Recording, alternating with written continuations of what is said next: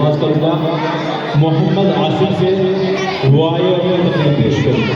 محمد عاصف.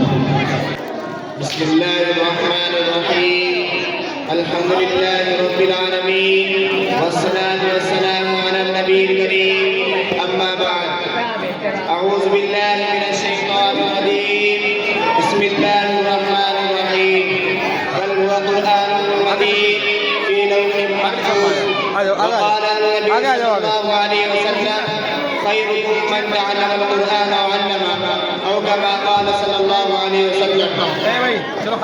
صدر محترم اور خادم جلسہ، آج کے اس بار جلسے میں آپ حضرات کے سامنے قرآن اور حافظ قرآن کے موضوع پر ایک چھوٹی تقریر کرنا چاہتا ہوں. دعا کیجیے کہ اللہ تعالیٰ ہم سب کو عمل کرنے کی توفیق عطا فرمائے.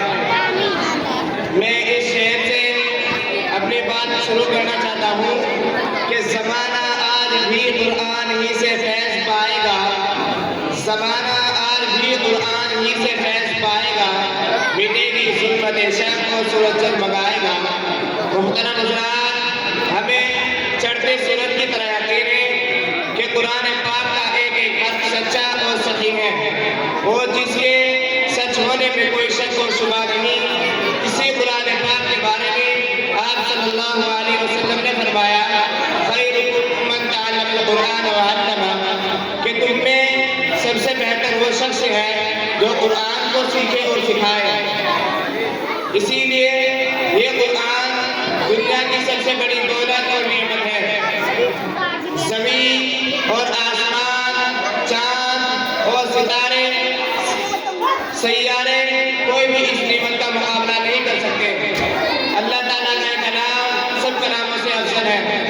حدیث پاک میں آتا ہے فضل کلام اللہ علی سائر الکلام کفضل اللہ علی خلقہ، کہ اللہ کے اس کلام کو سارے کلاموں پر ایسی فضیلت حاصل ہے جیسے خود اللہ تعالیٰ کو سارے مخلوق پر فضیلت حاصل ہے.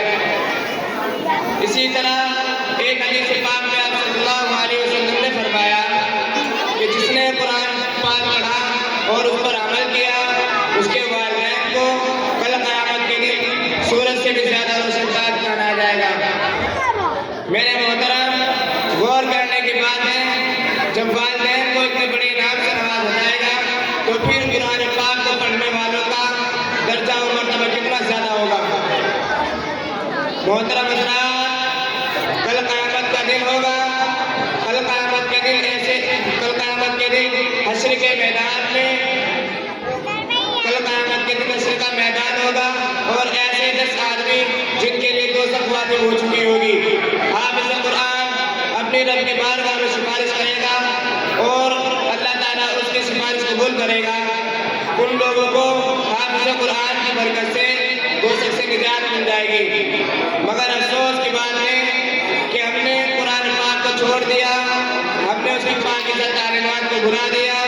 نتیجہ یہ ہوا کہ ہم لوگ ذلیل اور رسوا ہو گئے، ناکامی ہمارا مقدر بن گئی. مسلمانوں، سمجھو اور ہوشیار ہو جاؤ، غفلت کا پردہ اٹھاؤ اور قرآن پاک سے وابستہ ہو جاؤ، ورنہ تاریخ ہمیں کبھی معاف نہیں کرے گی. خدا نخواستہ اگر ہم نے چند پیسوں کے لالچ میں اپنے بچوں کو قرآن پاک سے دور رکھا اور ہماری نظر آخرت کی نعمتوں کی بجائے دنیا کی ڈگریوں پر رہی، تو یاد رکھیے کہ خدا کے ہاں جواب دینا پڑے گا. اسی لیے ہمیں چاہیے کہ خود بھی قرآن پاک کی تلاوت کریں اور اپنے بچوں کو بھی قرآن پاک کی تلاوت کرائیں اور ان کو حافظ قرآن بنا کر ان کی آخرت کی کامیابی حاصل کریں. آخر میں دعا کریں کہ اللہ تعالیٰ ہم سب کو اپنے کلام پاک کی محبت عطا فرمائے. اب اس شعر کے ساتھ میں آپ لوگوں سے رخصت چاہتا ہوں. الہی رونق اسلام کی سامان پیدا کر، الہی رونق اسلام کی سامان پیدا کر، دلوں میں مومنوں کے الفت قرآن پیدا کر. وما علینا الا البلاغ المبین.